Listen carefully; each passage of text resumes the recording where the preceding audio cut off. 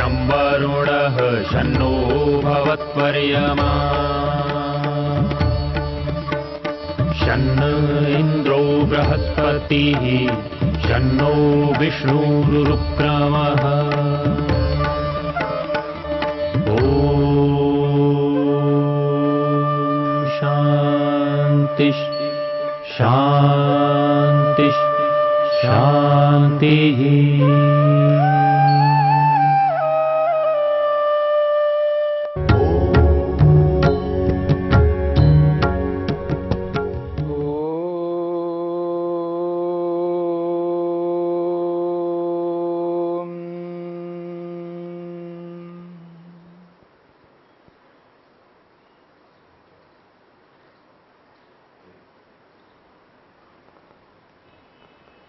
मन की 5 प्रकार की वृत्तियों में से प्रमाण वृत्ति और विपर्यय वृत्ति, इन दोनों वृत्तियों को लेकर के विचार किया। विपर्यय वृत्ति में यह समझने का प्रयास किया है मिथ्या ज्ञान, उल्टे ज्ञान से कितनी हानि होती है, कितना दुख होता है, कितना कष्ट होता है। आपको यह स्पष्ट किया गया था वृत्तियां जो 5 प्रकार की हैं, ये पांचों वृत्तियां दुखदाई तो होती हैं, पर इसके साथ साथ सुखदाई भी होती हैं। वृत्तयः पंचतयः क्लिष्टा क्लिष्टाः, महर्षि पतंजलि जी ने कहा है वृत्तियां 5 प्रकार की है और दुख देने वाली, क्लिष्ट का अर्थ है दुख देने वाली, और अक्लिष्ट का अर्थ है सुख देने वाली। यानी वृत्तियां जिनका प्रयोग यदि हम बुद्धिमत्ता पूर्वक करेंगे, वो वृत्तियां हमारे लिए सुख देने वाली बन जाएंगी, और यदि उन वृत्तियों का प्रयोग बुद्धिमत्ता पूर्वक नहीं करेंगे तो दुखदायी बनेंगे। यानी एक ही वृत्ति जहां हमें सुख दे सकती है, वहां दुख भी दे सकती है। पांचों वृत्तियां इसी प्रकार की है। जैसे हमने विचार किया था प्रमाण वृत्ति, इसका यदि व्यक्ति ढंग से बुद्धिपूर्वक व्यवहार करता है इनका, तो प्रमाणों से कितना सुख लेता है व्यक्ति, कितना सुख ले सकता है। यदि इनका प्रयोग बुद्धिमत्ता पूर्वक नहीं करता है तो कितना दुख ले सकता है, इस पर हमने विचार किया था। ठीक इसी प्रकार से ये जो दूसरी वृत्ति है विपर्यय वृत्ति, इसका अर्थ मिथ्या ज्ञान है, आपने जाना है। पर ये जो मिथ्या ज्ञान है, इस मिथ्या ज्ञान से दुख मिलता है, सभी को पता है, सभी इस विषय में जानते हैं। पर सभी को ये पता नहीं होता है कि इस मिथ्या ज्ञान से सुख भी मिल सकता है। मिथ्या ज्ञान सुख का कारण भी बनता है, दुख का कारण बनता है, सभी जानते हैं, लेकिन सुख का भी कारण बनता है, ये सभी जान नहीं पाते हैं। इसलिए इस मिथ्या ज्ञान का उचित प्रयोग कर नहीं पाते। जहां ये मिथ्या ज्ञान बंधन का कारण बनता है, व्यक्ति को बार बार बंधन में डालने वाला होता है, जन्म मरण के चक्र में व्यक्ति को धकेल देता है मिथ्या ज्ञान, और वहीं इस मिथ्या ज्ञान से हम मुक्ति की ओर भी अग्रसर हो सकते हैं, मुक्ति का कारण भी बन सकता है यही मिथ्या ज्ञान। ये हमारे प्रयोग के ऊपर निर्भर करता है। मिथ्या ज्ञान मुक्ति का कारण बने, इस बात को सभी जानते हैं। मिथ्या ज्ञान जो है व्यक्ति को रोक देता है, मुक्ति की ओर बढ़ने नहीं देता है। यह बात भी सही है, यह भी उचित है। मिथ्या ज्ञान व्यक्ति को रोकता है, मुक्ति की ओर जाने नहीं देता है। पर यह भी सत्य है, मिथ्या ज्ञान व्यक्ति को मुक्ति की ओर अग्रसर भी करता है, सहायक भी है। जहां बाधक है वहां सहायक भी है यह मिथ्या ज्ञान। इस बात को व्यक्ति को समझना चाहिए। इसलिए महर्षि पतंजलि ने कहा है यह वृत्ति दुखदायी भी है और सुखदायी भी है। आपके सामने मन की 5 अवस्थाएं आई, क्षिप्त अवस्था, मूढ़ अवस्था, विक्षिप्त अवस्था, एकाग्र अवस्था और निरुद्ध अवस्था। ये मन की 5 अवस्थाएं हैं। और इन पांचों में से प्रारंभ की जो 3 अवस्थाएं, क्षिप्त, मूढ़ और विक्षिप्त, इन तीनों अवस्थाओं में योग नहीं होता, लेकिन एकाग्र और निरुद्ध अवस्था में योग होता है, जिसे योग कहा है। तो क्षिप्त अवस्था में व्यक्ति राग और द्वेष का प्रयोग जब करता है तो दूसरों को दुख देने के लिए करता है। राग से कितने अनर्थ लोग करते हैं ये सभी को पता है, सभी इससे परिचित हैं। राग से कितने अनर्थ करता है व्यक्ति, और द्वेष से कितना अनर्थ कर डालता है ये सभी को पता है, और पग पग पर हम इस बात को जानते हैं। द्वेष के कारण कितना अनर्थ करता है व्यक्ति। एक ईर्ष्या से, एक क्रोध से कितनी बड़ी हानि कर लेता है व्यक्ति।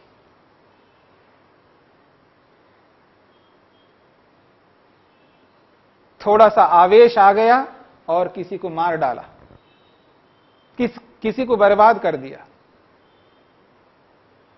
थोड़ा सा आवेश भर दो व्यक्ति के अंदर, उस आवेश से नगर के नगर को नष्ट करवा दो उससे। द्वेष से कितनी बड़ी हानि होती है इस बात को सभी जानते हैं, पर इस बात को भी जानना आवश्यक है, द्वेष से लाभ भी होता है। लाभ भी होता है, ये भी को समझ लीजिएगा। द्वेष से हानि तो होता ही है, सभी जानते हैं, पर उस द्वेष से, उस ईर्ष्या से लाभ भी होता है, उसको पकड़ना है हमको। ऐसे राग से अनर्थ तो करता ही है व्यक्ति। राग से व्यक्ति चोरी कर सकता है, राग से व्यक्ति झूठ बोल सकता है, राग से व्यक्ति हिंसा कर सकता है, राग से पता नहीं क्या क्या अनर्थ कर सकता है, पर इस राग से लाभ भी कर सकता है। किसी के प्रति राग है और उससे हम अच्छे काम भी करवा सकते हैं।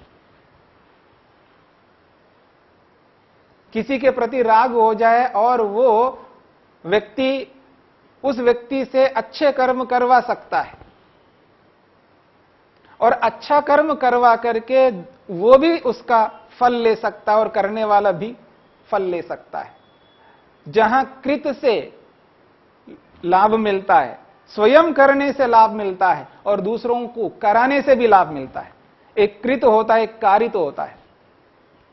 खुद स्वयं करना वो है कृत, स्वयं ने किया, कृतम।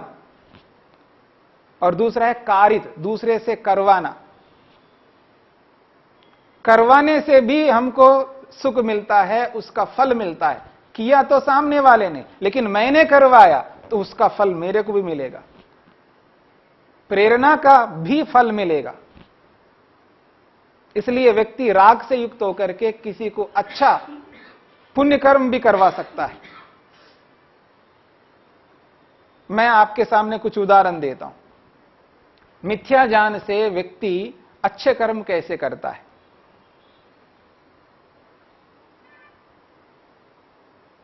एक व्यक्ति दूसरे व्यक्ति के साथ में द्वेष रखता है, ईर्ष्या रखता है, असूया रखता है, पसंद नहीं करता उस व्यक्ति को,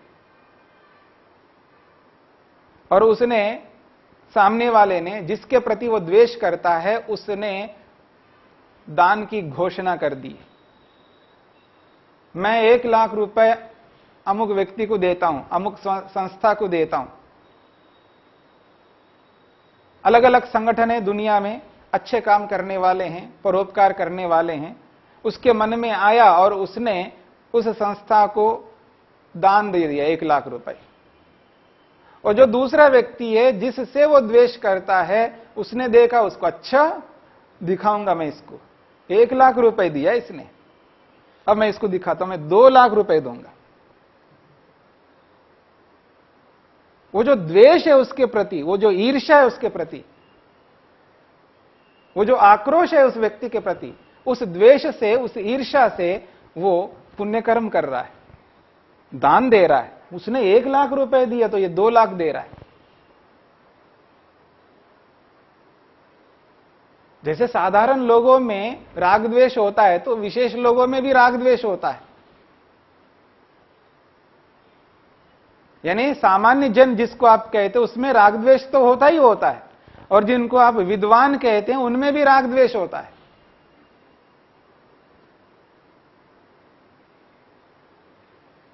वो ये क्या करते हैं, एक ने बहुत अच्छी पुस्तक लिखी, बहुत अच्छी पुस्तक लिखी है और जनता उसका लाभ ले रही है, और दूसरे विद्वान ने देखा अच्छा इसने एक पुस्तक लिखी, इसको मैं दिखाऊंगा, मैं 2 पुस्तकें लिखूंगा, और 2 पुस्तक लिख डालता है वो। उस एक पुस्तक से दुनिया का लाभ होगा तो उसने 2 पुस्तकें लिखी, तो उन 2 पुस्तकों से भी दुनिया को लाभ होगा। वो द्वेष से प्रेरित होकर के वो व्यक्ति पुण्य कर्म कर रहा है, और ऐसा करना उसको मुक्ति की ओर ले जाएगा। ऐसा करना उसको बंधन की ओर नहीं ले जाएगा, वो मुक्ति की ओर ले जाएगा, क्योंकि अच्छा कर्म कर रहा है। तो कोई द्वेष से भी अच्छा कर्म करता है, द्वेष से बुरा कर्म करता है, ये सभी जानते हैं, और इनके उदाहरण देने की आवश्यकता नहीं है, क्योंकि पग पग पर आप देख रहे हैं हर समय व्यक्ति किसी न किसी को देखता रहता है, द्वेष से प्रेरित होकर के कितना अनर्थ करता हुआ दिखाई देता है, पर उसी द्वेष से कितना अच्छा सार्थक कर्म भी कर सकता है। बस अंतर इतना सा है, द्वेष से प्रेरित होकर के जो गलत कर्म किए जाते हैं वो सर्वाधिक किए जाते हैं, बहुत गलत काम करते हैं लोग। इस मिथ्या ज्ञान से प्रेरित होकर के गलत काम ही करते जाते हैं, लेकिन कोई कोई विरला व्यक्ति कभी कभी परिस्थिति विशेष में, काल विशेष में वो अच्छा काम करने लगता है, वो कोई कोई एक आध काम करने लगता है। पर दोनों कर्म हैं, एक अच्छा कर्म हो रहा है द्वेष से और एक बुरा कर्म हो रहा है, लेकिन बुरे कर्म ज्यादा हो रहे हैं, अच्छे कर्म बहुत कम हो रहे हैं। अगर आप द्वेष रखते हुए ही आपको द्वेष ही रखना है तो कम से कम उस द्वेष का प्रयोग अच्छे काम के लिए करो। उस गलत कर्म को करने की अपेक्षा उस द्वेष से अच्छा कर्म करोगे तो आपका भी भला होगा और जनता का तो भला होगा ही होगा, दोनों का भला होगा। स्वामी दयानंद सरस्वती लिखते हैं, विद्यार्थी को पढ़ने में लोभ करना चाहिए। लोभः इति रागः, लोभ का मतलब होता है राग। राग नहीं होना चाहिए, यही सुनते हैं हम लोग, राग होना नहीं चाहिए, राग हानिकारक है। लोग किसी किसी के साथ राग करके कितने कितने अनर्थ किए हैं, इतिहास गवाह है इसके लिए, वर्तमान तो स्पष्ट है, प्रत्यक्ष है। लेकिन इस राग से लाभ भी होता है। पढ़ने में लोभ करो, यह विद्यार्थी के लिए कहा जा रहा है। यदि विद्यार्थी पढ़ने में लोभ नहीं करेगा, पढ़ने में राग नहीं करेगा, तो पढ़ाई नहीं कर पाएगा, विद्या ग्रहण नहीं कर पाएगा। और विद्या हमेशा मुक्ति के लिए होती है, ज्ञानान मुक्ति कहा है। विद्या से व्यक्ति को मुक्ति मिलती है, विद्या से व्यक्ति के दुख छूट जाते हैं, कष्ट दूर हो जाते हैं, क्लेश दूर हो जाते हैं विद्या से। और यदि वो व्यक्ति राग से युक्त होकर के वो विद्या ग्रहण कर लेता है तो उसका कल्याण होगा और दूसरों को हानि नहीं पहुंचाएगा। तो राग से भी अच्छा कर्म करता है व्यक्ति, द्वेष से भी अच्छा कर्म करता है। यानी अविद्या हानिकारक है, लेकिन उस अविद्या को लाभकारी कैसे बनाया जाए, यदि इस शैली को व्यक्ति पकड़ ले, इस स्थिति को जान ले कि इस अविद्या से मैं लाभ उठाऊंगा, हानि नहीं उठाऊंगा, तो उसका योग प्रारंभ होने लग जाएगा।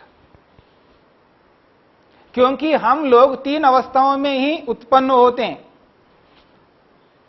और 3 अवस्थाओं में ही बड़े हो जाते हैं और तीनों अवस्थाओं में बूढ़े हो जाते हैं और तीनों अवस्थाओं में ही मर जाते हैं।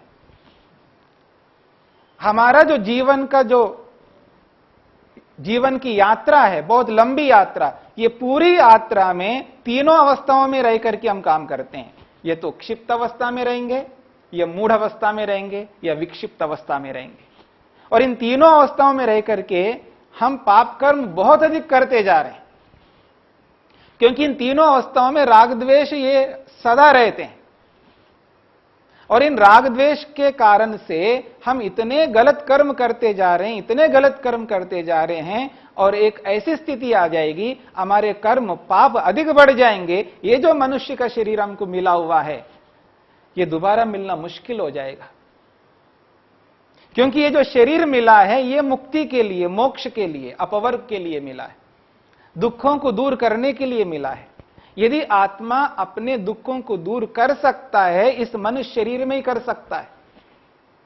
कुत्ते, गधे, घोड़े, सूअर के शरीरों में आत्मा कुछ नहीं कर पाएगा। वो तो भोग योनि है, वहां तो भोगना है। पर कर्म करना है तो इस मनुष्य शरीर में कर सकते हैं। और इस मनुष्य शरीर में रह करके राग द्वेष से प्रेरित होकर के हम बुरे कर्म ज्यादा करते जा रहे हैं, जो कि बंधन का कारण बन रहा है। इसको रोकना है हमें। और इसको रोक करके जब हम ये काम करने लग जाएंगे कि मैं कम से कम इस राग द्वेष से तो दूर नहीं हो पा रहा हूं, लेकिन इस राग द्वेष का सदुपयोग तो करूं, अच्छा प्रयोग करूं, और अच्छा प्रयोग करके मैं मुक्ति की ओर बढ़ूं।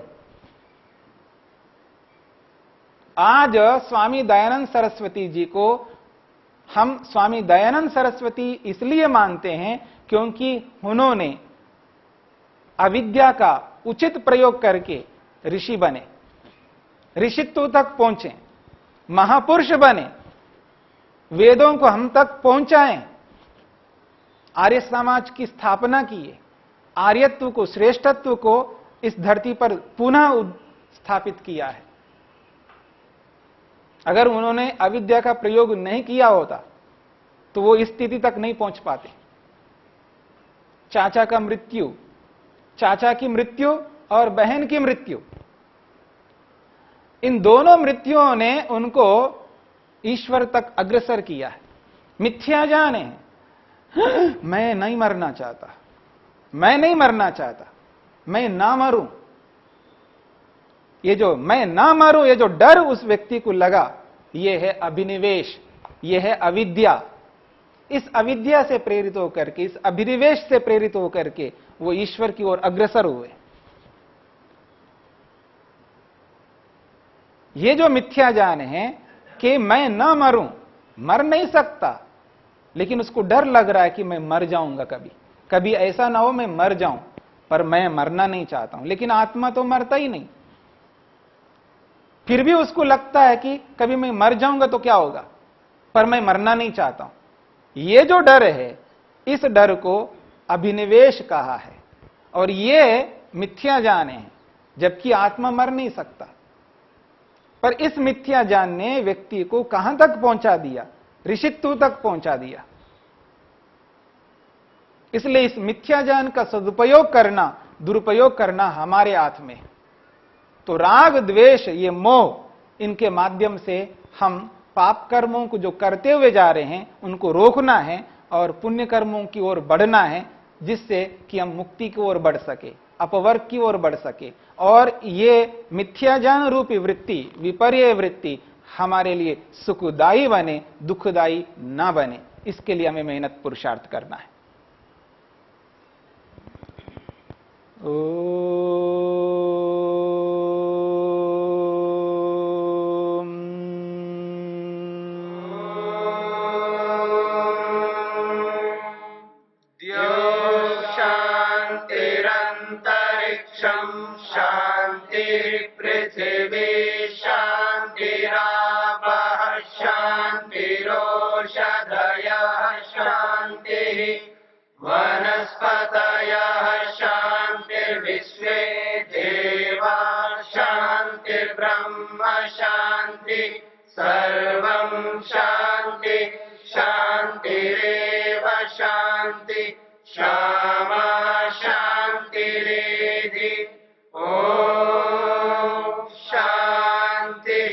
शांति शांति